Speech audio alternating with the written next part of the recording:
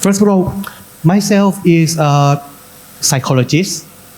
I study and practice psychology for 24 years and also practice mindfulness with Plum village tradition and also Thai traditional about 20 years already until now today. And these three guys, please introduce yourself a bit.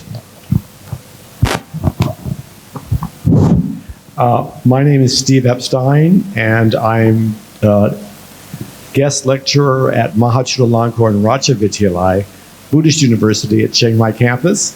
And I've been there for about 18 years. And so all of my students until the last few years have always been monks and novices. And I've lived in Thailand this time 23 years. And before that, I lived in Pattanasiri in the refugee camp. That was before that time, and I've also lived in Laos, Nepal, the Philippines, and Indonesia. มีคนลาวที่นี่บ่มีคนลาวมีคนพูดภาษาลาวได้บ่ Oh, เสียใจเนาะ So, and in Chiang Mai we used to have the green papaya sangha, and at that time we met every Thursday evening for 12 years. And then COVID, and after COVID, we lost our space. So, very nice to meet all of you. Thank you so much for coming. I can see the joy in your eyes. Thank you so much.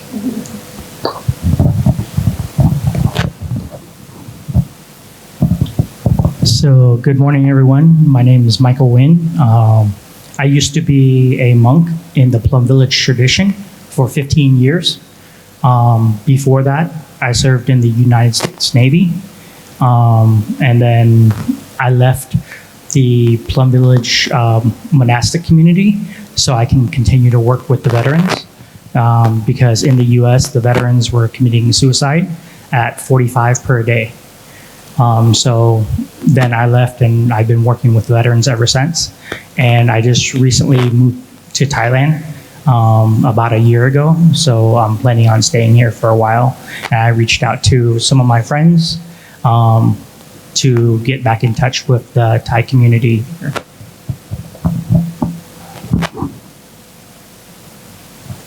ขอโทษนะคะน้องเป็นคนไทยปะคะ No Okay.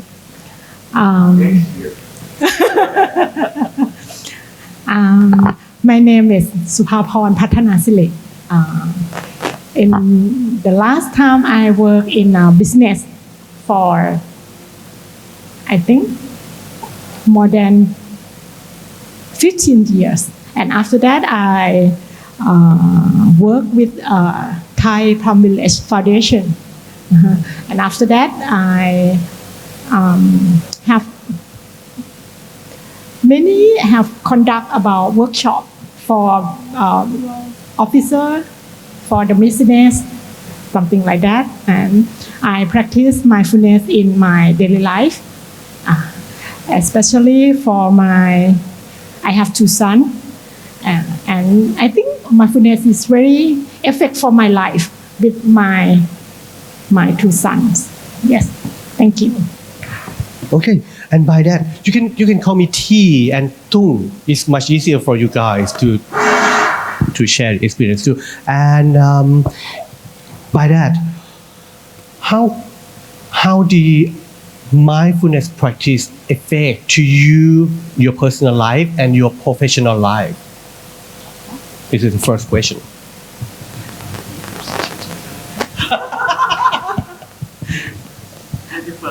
Thank you. Okay, I can speak in Thai and the will translate for me. Yeah. ในอดีตเนี่ยสติเป็นเรื่องที่ฟังไม่รู้เรื่องแล้วก็รู้สึกว่าเป็นเรื่องของพระแล้วก็พุทธศาสนาเนี่ยก็เป็นสิ่งที่แบบเราเป็นคนดีและเราก็ไม่ทำร้ายคนอื่นเท่านั้น In the past, for her perspective, sati or mindfulness is a technical term of Buddhism. Is about the monks and a very high standard of practice that you got to be a good person, God bless you, something like that. it's a bit space for you and that work แล้วก็รู้สึกว่าตัวเองก็เป็นคนดีคนหนึ่งเป็นลูกที่ดีเป็นเด็กดีตั้งใจเรียนดีแล้วก็ทำงานเพื่อจะเลี้ยงชีพอะไรทำนองนั้น and for myself I feel like I'm a good person I kind of raise my son my family I have a livelihood that well I work in a property company also พอแต่งงานมีลูกแล้วก็ทำงานอยู่ในฟิลของ business มาระยะหนึ่งแล้วก็มีความก้าวหน้าเนี่ยสิ่งหนึ่งที่รู้สึกเป็นปัญหามากแต่ก็ไม่ได้รู้สึกว่าพุทธศาสนาจะเป็นคำตอบหรือไม่เป็นคำตอบก็คือว่าเป็นคนโกรธง่ายแล้วก็เครียดแล้วก็รู้สึกว่าเป็นแม่ที่ไม่ค่อยน่ารักกับลูกทั้งที่จริงๆแล้วเราอยากเป็นแม่ที่ดี and life goes on I get married I have a children I work and the career path is get better and better and in the meantime I feel like Buddhism is maybe or maybe not give me the answer because I still a person who get easily to frustrate get easy to angry I feel like I'm not that lovely mother for my son that much even sometimes I didn't mean it but the feeling just come out ในครอบครัวเนี่ยคุณพ่อคุณแม่แล้วก็สมาชิกในครอบครัวเนี่ยก็เป็นชาวพุทธหมดเลยค่ะแต่ว่าเราก็จะเห็นว่าคุณพ่อเขาเป็นคนโกรธง่ายมากแล้วก็เวลาโกรธง่ายเนี่ยมันเหมือนกับระเบิดลงในบ้านแล้วก็ถัดจากนั้นคุณพ่อก็จะไปแบบว่าสวดมนต์นั่งสมาธิคุณแม่เนี่ยเป็นคนที่ใส่บาตรทุกวันเลยค่ะแต่ว่าเวลาคุณแม่โกรธเนี่ยก็จะมีความโกรธที่รุนแรงเพราะฉะนั้นเราต้องพยายามเป็นเด็กดีเพื่อไม่ให้คุณพ่อคุณแม่โกรธ and look back from my childhood experiences my family they are Buddhism too and anyway my dad still get easy to get angry and every time that he get angry it's like a war a big bomb happened in my family and after he show his anger he went back to pray or do some meditation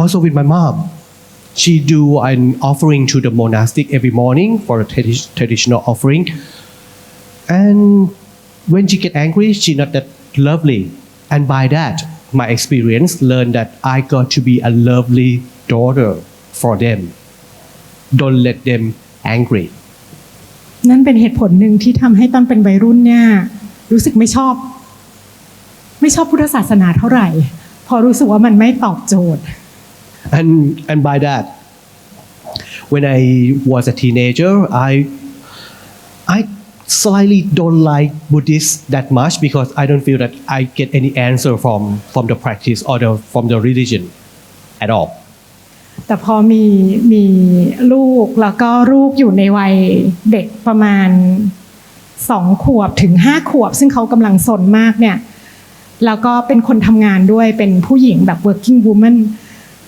เริ่มเห็นว่าตัวเองเป็นไปได้ที่จะเป็นแม่แบบที่เราไม่ค่อยอยากเป็น and when I become a mother myself I got 2 childs both of them are sons and they got a very energetic boys right and I am a working woman when I get a chance to see myself that when they kind of naughty I am become a person I don't want to be very easy โชคดีที่พอในระยะถัดจากนั้นอีกไม่นานเนี่ยก็มีได้ฟังเทศจากหมู่บ้านพลัมแล้วถัดจากนั้นอีกประมาณสัก2 ปีเนี่ยก็ได้เริ่มรู้จักสิ่งที่เรียกว่าภาวนาหรือ meditation เป็นครั้งแรกแล้วก็เอฟเฟกต์กับชีวิตมากเพราะว่าเป็นครั้งแรกที่รู้สึกว่าพุทธศาสนามันจะช่วยชีวิตคนได้แบบนี้ทำให้กลายเป็นคนที่รู้ว่าการผ่อนคลายเนี่ยมีความสำคัญแล้วก็พุทธศาสนาสามารถเข้ามาอยู่ในชีวิตของเราได้จริงๆ and couple years after that I mean my child was about 4 years old I got a chance to listen to the Dharma talk from Dicussion from Plum village for the first time, and that was the first time for me to see how the practice, how the mindfulness practice can get into life and save my life, save the other people's life by we can practice and at ease to ourselves, get calm to ourselves, and we can be a person who more lovely to the other people by that. ตอนนั้นเนี่ยเป็นความเข้าใจหรือว่าเป็นความคล้ายๆกับมีความเห็นมีความเข้าใจในเชิง intellectual แล้วก็เป็นการจุดประกายที่ทำให้รู้สึกว่าโอเคถ้ามันดีเนี่ยเราก็อยากจะลองฝึกแล้วก็ถัดจากนั้นประมาณ 3-4 ปีถึงจะได้เริ่มฝึกจริงจังโดยเริ่มจากวันละ10 นาทีแล้วก็ถ้านับถึงวันนี้เนี่ยย้อนกลับไปก็น่าจะฝึกที่ให้มันอยู่ในชีวิตมากขึ้นและมากขึ้นและมากขึ้นเนี่ยน่าจะเกือบ20 ปีละค่ะ And at the beginning I understand by intellectual, like I understand it by understanding but didn't get that much experience yet. After that I get more practice bit by bit, start with sitting meditation about 10 minutes a day, and I continue practice like that for now is about 20 years. สิ่งที่เอฟเฟกต์ที่สุดเนี่ยก็ชัดเจนก็คือว่ามันส่งผลกับลูกชายทั้ง2 คนที่ทำให้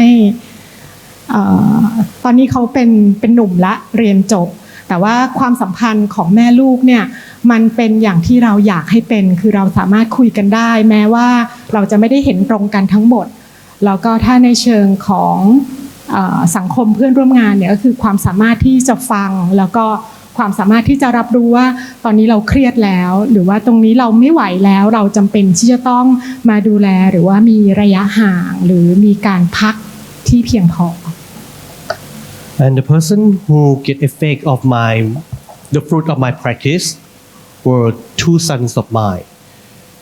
Right now they are teenagers. They study in university and they just graduate from university. And I can be a mother that I would like to see myself to be.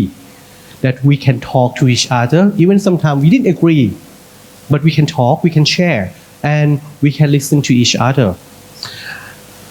Besides that, for my working area, I can listen to people and I can see and listen to myself also that sometimes I can see that this is stress happen in me. I listen to the other people and I can listen to myself. This is the stage that I need to give some space for myself and then I allow myself to get some rest and come back to the other people, not push myself too much. Yes, that is my practice to effect. Yes. Thank you. No need to translate. So, dear friends, my experience with mindfulness came about after I served in the military, and I had a lot of suffering from my time in the military. I was struggling with my PTSD, and I met Thai originally, which okay, so I met Thai back in 1989 when he first came to the United States, and after that I left and went into the military. Sorry, Thais mean Dicussion. Is the Vietnamese word we call master or teacher. We call Dicussion Thai. So I met him, and then later on in 2002, that's when I became a monk. And then after in 2015, I left to be able to work with veterans. And I brought my practice of mindfulness to the veteran community to be able to help them deal with their PTSD, their drug and alcohol addiction. And so teaching them, you can't just walk in and tell a veteran, sit down and breathe, right? He's not going to do that.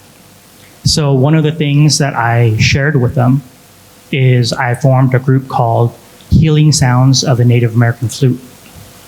Because if you're going to play the Native American flute, one, you have to be present, right? Because if your mind is wandering and you're thinking about all sorts of things, it's going to affect the music. Two, when you play the Native American flute, you have to breathe. You have to breathe in, you have to breathe out. So you're working on your breathing, right? So then I started having more and more students come to the Healing Sounds of the Native American Flute class. And that's how I applied mindfulness for them to be able to practice. And towards the end, I will actually pull out my flute and I'll play for us for a little bit. So that's my experience with mindfulness, and it has helped me quite a bit to be able to recognize my own seeds of anger, frustration. The more that I sit and the more that I meditate, the more I can see that. And then the more that I can work on transforming the things that are not so wholesome, because we all have wholesome seeds and unwholesome seeds in us. Thank you. Thank you so much, Michael. I look forward to hearing your flute. Wow. Dear friends, I've been studying, I'm 75, and I came into Buddhism and practice when I was 21. I was a student at UCLA, and we had a class called Eastern Thought. And I went to the Zen Center in Los Angeles, ZCLA. I went to UCLA, they called it ZCLA. And at the Zen Center, I was 21, I was a hippie at that time, and I don't know, the Zen Center really wasn't what I needed, and but I became very interested in Buddhism, and I followed it through my head, and then in 2001, I found myself in San Diego, my hometown, taking care of 2 dying parents. It was very, very difficult. I was not doing very well. And good friends of mine said, "You're not doing very well. I think you should go to Plum Village and see Thich Nhat Hanh and go on a retreat." And during this, they say, when the student is ready, the teacher shows up. And I think this really happened to me. And it was also September of 2001. For anybody who's in the States, they know what month that was. That's when the Twin Towers was, 2 planes ran into the Twin Towers in New York. And that happened just after I was at this retreat. And to me, it was this time where I realized that, you can learn Buddhism as much as you want in your head, but you have to learn it here. And that was an extremely helpful time for me. But in terms of practice, now I'm teaching at a Buddhist university. I'm living in a Buddhist, my friends are monks. I hang out with monks all the time. And it's just a case of gradualism. When I went back to the United States, I realized, I'm so much more patient than everybody around me. And I thought, it's the practice that I've gone through. It just sort of came about. You only realize these things when people around you are not doing the same things as you. And in my day-to-day life, I think what has been very helpful for me is not taking myself too seriously, which I never really did anyway, but when I'm irritated or angry, which happens so rarely, irritation happens a lot, but not anger, I always go back to Plum Village and think, anger, irritation, my old friend, welcome back. Nice to see you again. And I think this practice has really changed my life and my relationship with my friends and family members. It's been so helpful just in understanding a little bit more about what's happening in your own particular life.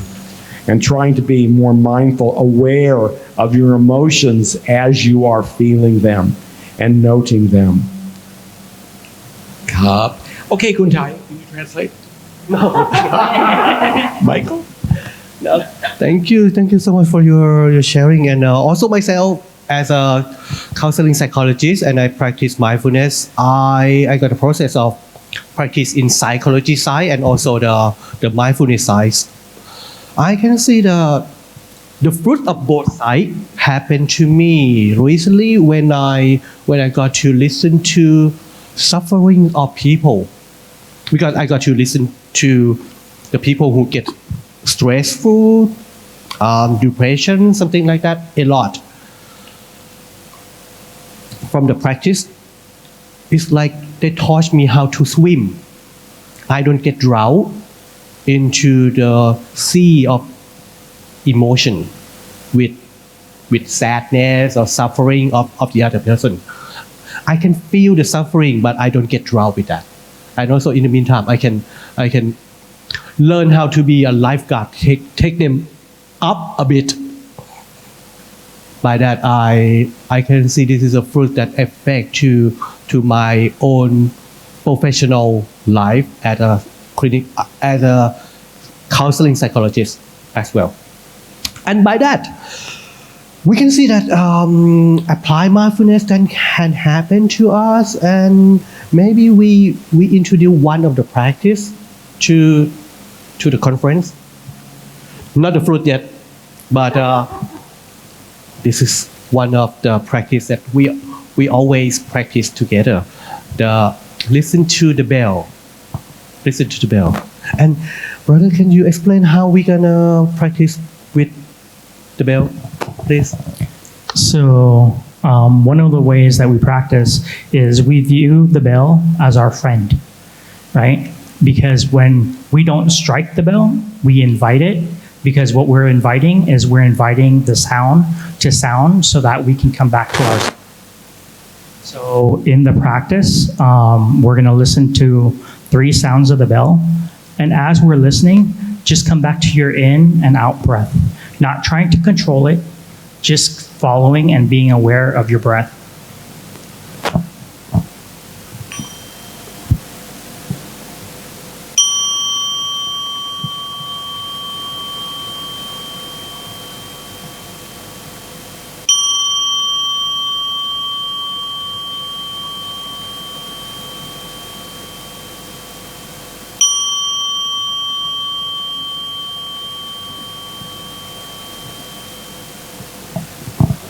And can I tell you the secret of listen to the bell? You can breathe and smile in the same time. Do you want to try one more time? Breathe and smile.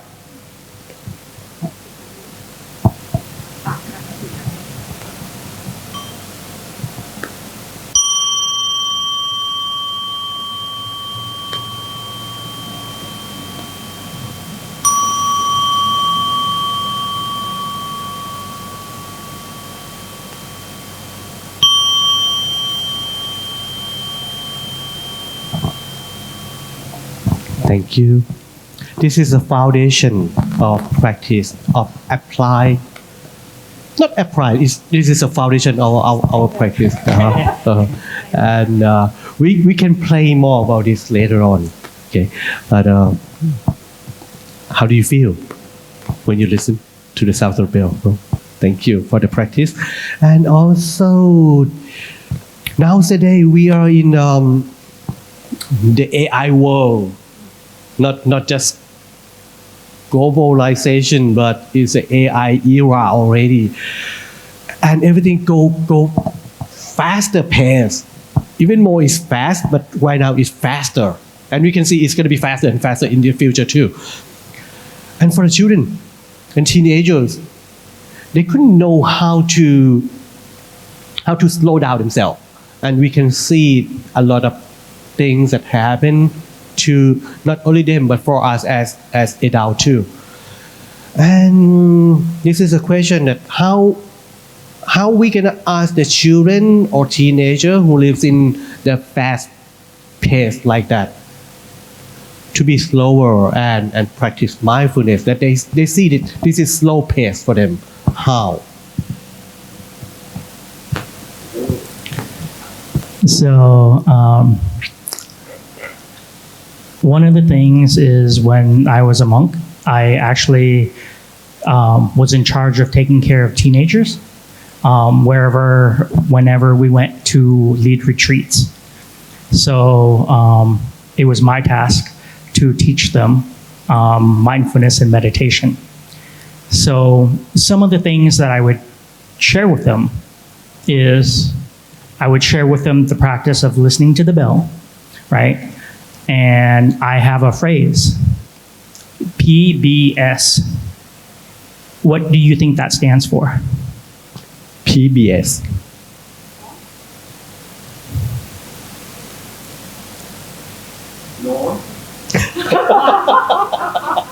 So in the US, there is the public broadcasting system, which is PBS, right? Then peanut butter sandwich, right? But that's not what that stands for, right? PBS stands for pause, breathe, and smile, right? So when you listen to the sound of the bell, we want you to pause, because when you pause, you're pausing from judging, you're pausing from reacting, right? Because that requires you to stop and breathe. And when you can stop and breathe, then you respond versus reacting, right? And so when you can pause and breathe, then you can also smile, because you know that it's not so important, right? So that's one of the things that I shared with the teenagers. The other thing is, because my brother shared about we live in an AI world, right? And this morning we were just talking about virtual reality, right? And so I used to work with a company called Apply VR. And so we set up VR headsets where we teach the teenagers how to breathe mindfully, right? Because it starts off with a bare earth, and when you breathe in and you breathe out, the VR headset tracks your breathing. And when you start breathing correctly, then what happens is you start seeing the grass turn green. You start seeing leaves on the tree. You start seeing flowers bloom. And when the flowers bloom, it also starts releasing particles into the air. So therefore, we are now creating that world. So that's one way. Another way is, a part of mindfulness is you use your own self as your own science project, right? And what I mean by that is, we know how kids are so attached to video games, right? When I was a monastic, when I was a monk, I used myself as my own science report. And what I mean by that is, at that time, the video games like Call of Duty first-person shooter games was very new. And so I would take and play that and see how it affected me, right? Mentally as well as physically. And what I noticed, even if I've only played it for 15 minutes and I shut the computer down, I know that within myself, I was still very short. I got agitated very easily. And that was just by playing the game for 15 minutes, right? So then that allowed me to be able to share with the teenagers, right? How can you be more aware of what's going on inside of you as well as around you, right? The more that we become aware of that, the more that we can better take care of ourselves. And that's where the term self-care comes from, right? Is because we have to come back to ourselves. And we have to become friends with our own self. Because when we can do that, we can also know and understand other people around us, right? So that's some of the things that I shared with the teenagers, as well as helping them do mindfulness of movement, right? Which is combining integral Tai Chi into breathing, right? And those are things that help us, because mindfulness is always mindfulness of something, whether it's mindfulness of our thought, mindfulness of our actions, mindfulness of our body, or mindfulness of our speech. Because we're also aware that our words can hurt or it can help someone. Okay? Thank you. Well, the two things that I catch, this is very interesting. The first one is we all know how to breathe. I mean, we all able to breathe, but we don't know how to breathe properly.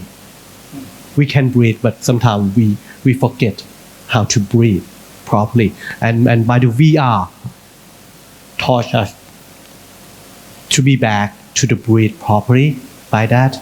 And the second thing that I heard is this was about mindfulness is not just sit or stay still, but it's mindfulness of something.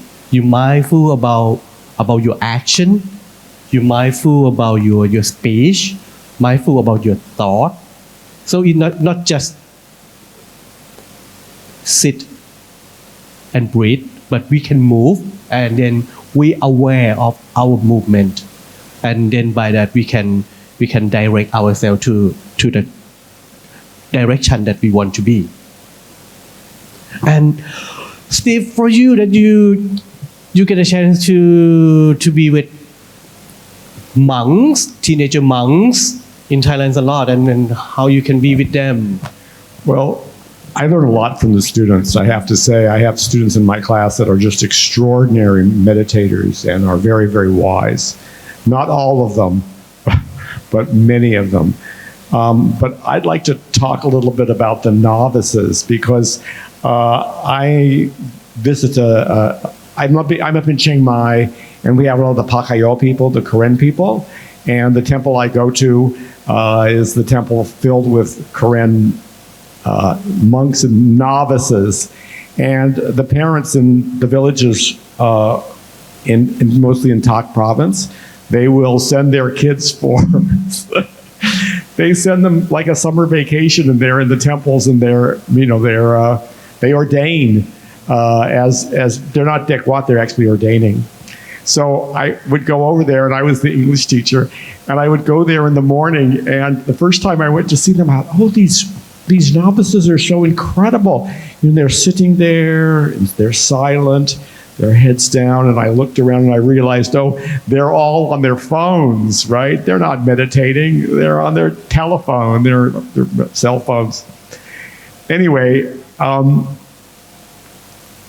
I was to bring them back into the present moment, and also in English, we had a game called 4, 3, 2, 1, blast in. And very easy thing to do with novices. So it's 4, tell me 4 things that you see.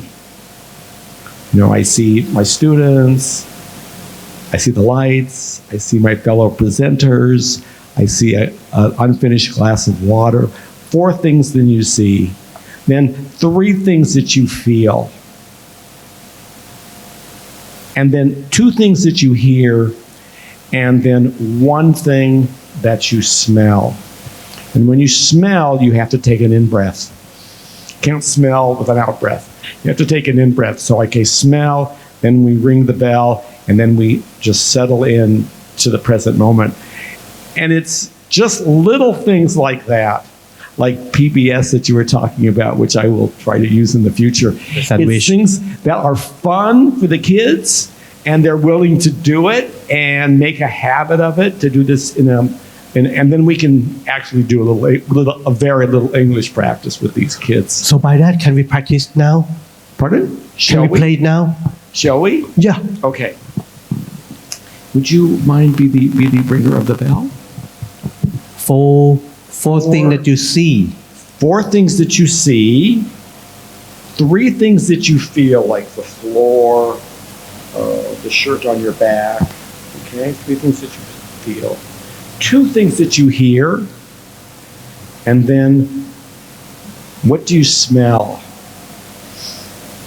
That's good. Thank goodness I took a bath today.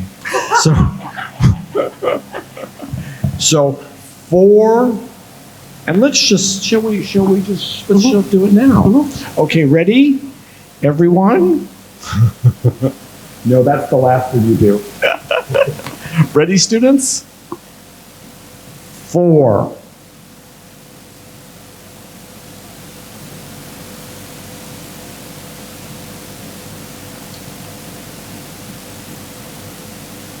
3.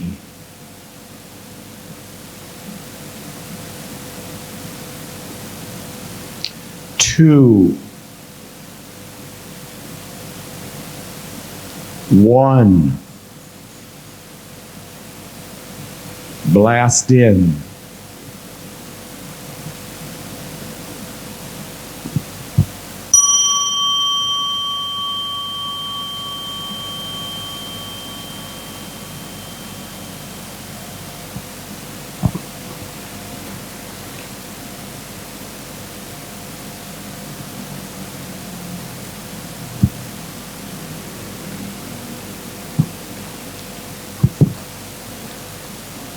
How did that feel?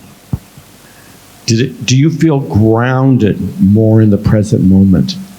That's the point to this exercise, and also to be more aware of just what you're doing right now, and it really cuts through everything. Cup.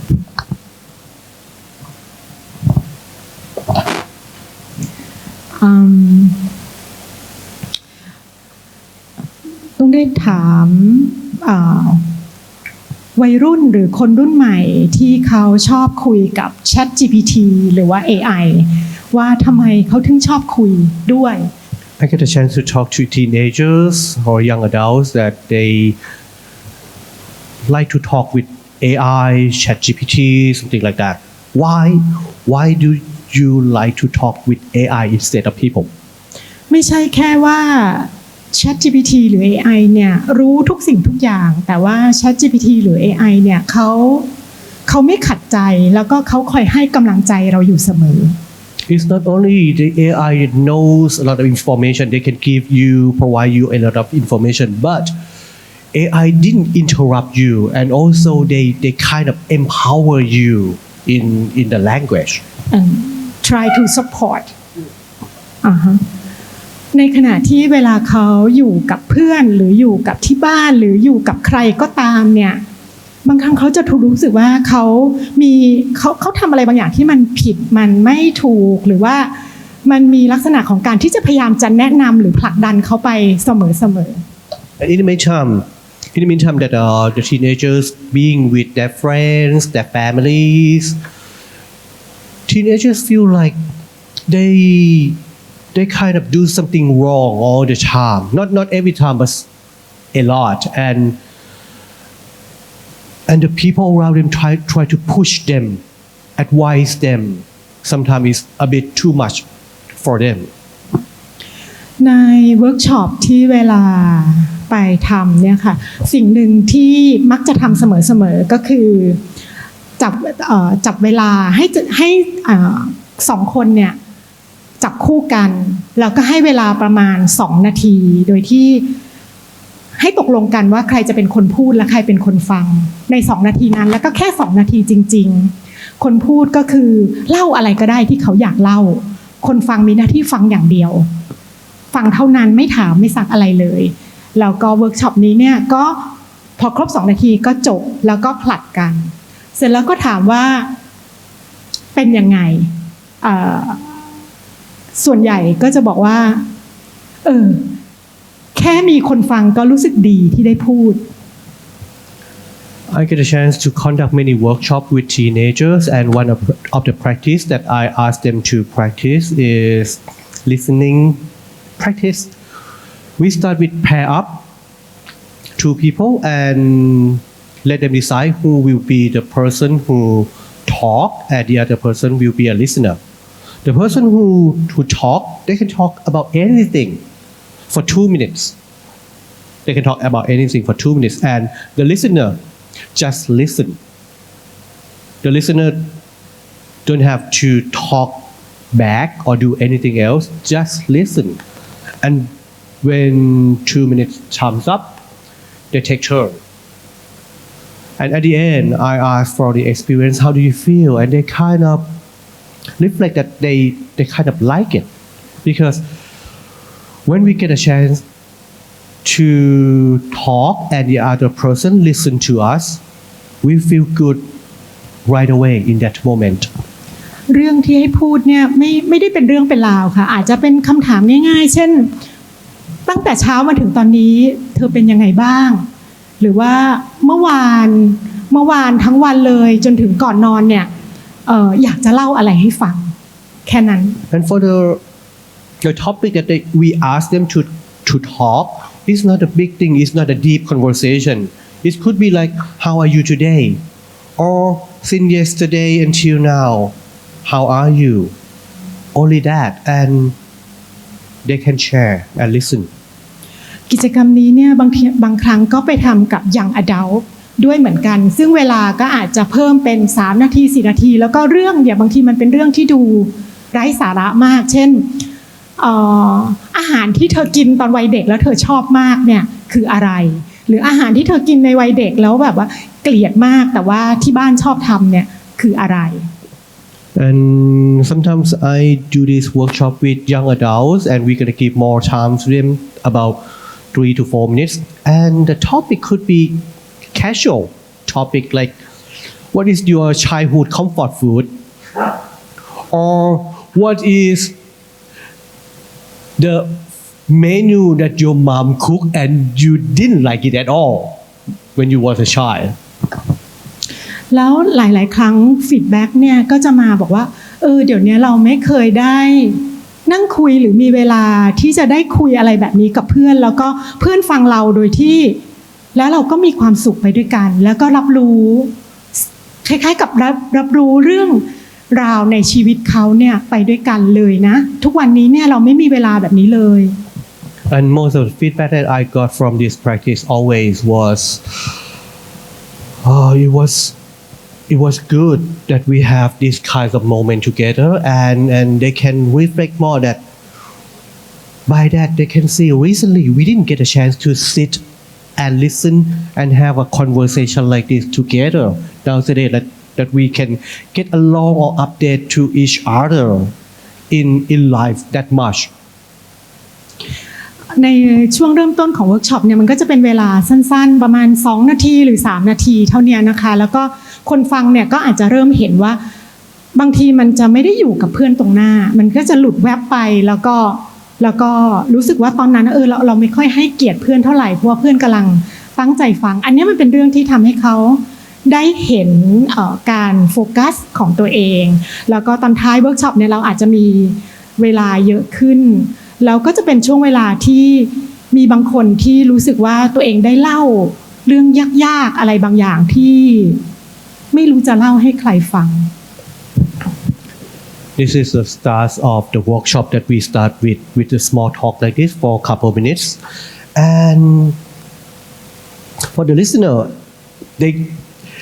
they can reflect when they focus on the other person they can see the minds go around like a monkey mind jumps around and then the listener can see that sometimes I slightly don't focus to the person in front of me that much and I feel like this is happen and we talk about listening skill to them after that and by the end of the workshop we ask them to practice listening like this again and the person can talk and share about some difficulty situation or deeper conversation by that อีกกิจกรรมหนึ่งก็คือว่าบางทีจะให้จับเวลา30วินาทีหรือ1นาทีเท่านั้นให้เขาได้หายใจโดยที่เราจะไม่มีการหายใจที่ถูกต้องแค่หายใจแล้วก็เป็นคล้ายๆกับดูว่าร่างกายเราหายใจยังไงเวลาจะไม่เกิน1นาทีแล้วหลายคนก็จะบอกว่าโอ้ไม่เคยรู้เลยว่าร่างกายเวลาหายใจแล้วร่างกายเป็นแบบนี้แล้วหลายคนก็จะบอกว่ารู้สึกได้พักแค่1นาทีเท่านั้น And the other practice that we share with them is breathing exercise, just like only 30 seconds or 1 minute that we ask them to breathe. Just breathe. They don't have to control or try to breathe. Just let your body breathe and notice how your body works or what's happening when you come back to your breath like this. And they say they just notice, oh, this is a new thing for me. I never know that my body move like this when I breathe, or something like this happen when I breathe. It's just only 30 seconds or 1 minute only. practice ง่ายๆ2อย่างเนี้ยเป็นความต่างที่เขาจะไม่ได้เจอเวลาที่เขาคุยหรืออยู่ในโลกของ AI ค่ะ These two kind of practice they won't get from the AI. ถ้าถามว่าเขาถึงที่สุดแล้วเขายังเวลาเขาคุยกับ AI กับเวลาเขาคุยกับเพื่อนเนี่ยมันมีความเหมือนหรือความต่างยังไงเนี่ยเขารู้สึกว่ามันไม่เหมือนแล้วก็จริงๆเขาชอบคุยกับเพื่อนเพียงแต่ว่าบางทีมันมีเพื่อนบางคนที่เขารู้สึกว่าเขาไม่สบายใจที่จะคุยแต่ถึงที่สุดแล้วก็ไม่ได้แปลว่าเขาคุยกับ AI แล้วมันจะตอบโจทย์ไปทุกเรื่องจริงๆเขาก็ยังอยากคุยกับคนอยู่ And I get a chance to talk with teenagers that how do you feel the difference between talking with your friends and talking with AI, and most of them say that they kind of like to talk with people, but not everyone, because they feel not easy to talk with some friends, and that's why they just move to the AI instead sometimes. But at the end they feel like talking with people is more connection with them. ความท้าทายอาจจะเป็นที่ว่าพวกเราเนี่ยมีความสามารถที่จะฟังหรือว่าเป็นเพื่อนกับคนหลายๆวัยได้หรือเปล่าค่ะ And the challenge is, are we able to be friends with children, teenagers, or the other person around us, and has ability to listen to them? This is the challenge for us. Thank you. And we still have plenty of time, but I like to move to another practice that Michael mentioned about the flute. Okay.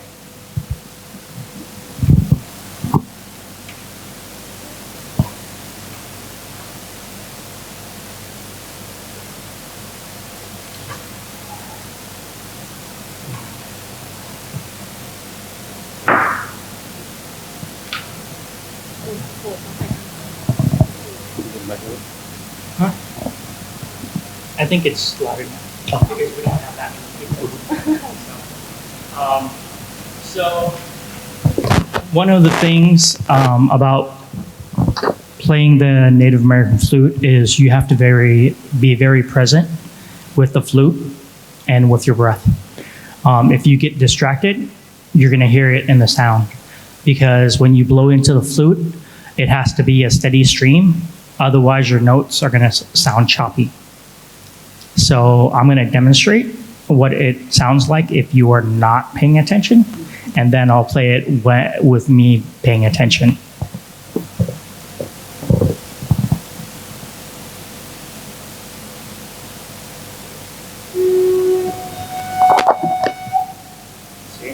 So that is what happens when you're not really paying attention. I cannot tell.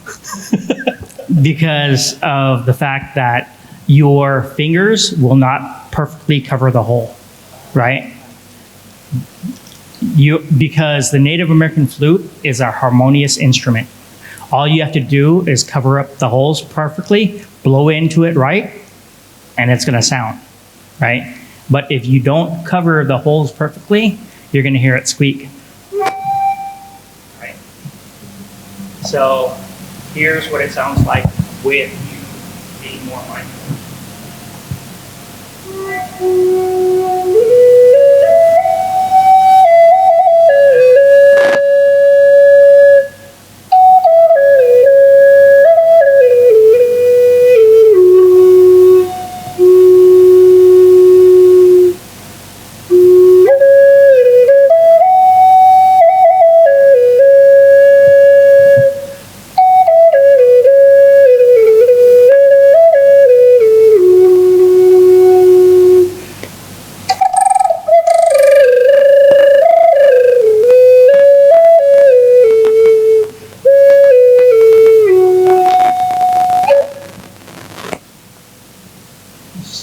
So one of the other things that I teach with the Native American flute is what we call oceanic breathing or scuba diving breathing. So this is an opportunity for us. For example, if we have anxiety or we have things that are coming up for us, right? And it's very hard for us to focus. One of the exercises that I teach is called oceanic breathing or scuba diving breathing. So I would like to invite everybody to take your hands and cup it like this. Put it over your nose and mouth. Take a deep breath in. Exhale out. Take another deep breath in. Exhale out. One more time. Take a deep breath in. Exhale out. Now I'd like you to check in with your body. How is your body doing? Are you a lot calmer? I'm calmer. This practice, it allows us because our mind can only focus on one thing at a time, right? So this exercise, when you're breathing in and you're exhaling out, as you exhale out, right, your breath hits your hand and goes back up into your nose, right? So therefore, you know, one, I'm breathing, I'm okay. That way you don't have a panic attack, right? And you also calm your anxiety down, right? And this works very well with some of the veterans that I worked with. I had a veteran that showed up at the VA hospital because they were having a panic attack and they were having anxiety. The doctors didn't know what to do. And she remembered that I worked at that VA hospital. So she goes, I need you to go call Michael. And so I went down to the emergency room, sat with her, and we did the scuba diving breathing, and it was able to help her calm down, right? Because it's an immediate effect that we can do for our body, right? We don't have to wait a very long time. We will see ourselves calming down quite a bit. And in yoga, they have a similar breathing, right? You use your thumb and you use your pointer finger. And when you breathe in, breathing out. Breathing in, breathing out, right? This activates your right side, left side, right side, left side. Therefore, it also activates your nervous system to be able to calm down, and you don't go into that fight or flight response, right? And this is a big part of meditation. This is a big part of mindfulness in our everyday life, right? And that's one of the things that a lot of countries, not only Thailand or the United States, are struggling with because of the mental health, right? But a lot of these exercises can help with mental health. And that's what we also want to teach our teenagers and young adults, how to better care for themselves with the stress that we have in our everyday lives. Thank you. So this is the end of our sharing. So please end up with the last sound of the bell, and we will get a chance to breathe again, and we can smile to each other.